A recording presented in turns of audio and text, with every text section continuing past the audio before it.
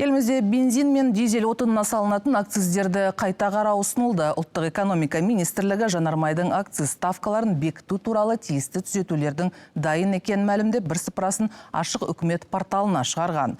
Бұл өзгерістер жанармай түрлерін өндірушілер мен сатушылардың қосымша табысының 80%-ын бюджетке қайта бөлуге мүмкіндік береді деп отыр.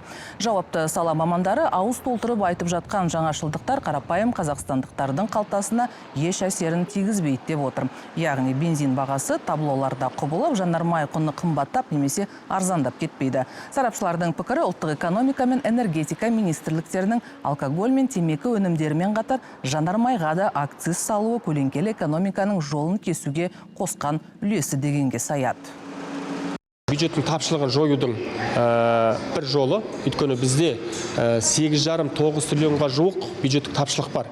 Қосылған құн салығының өсуі де қосымша 7,5 триллион теңге кіріс әкеледі деп жатыр. Енді акцизді де өсіру арқылы. Екіншіден, қоршаған ортаны қорғаудың стандарттарына сәйкес біз шектеу қойғаннан гөрі біз соны тұтынатын азаматтарға, жаңағыдай оның тұтынатын кәсіпорындарға салықты көтеру арқылы да қоршаған ортаға түсетін салықтың үлесін арттыруымыз мүмкін.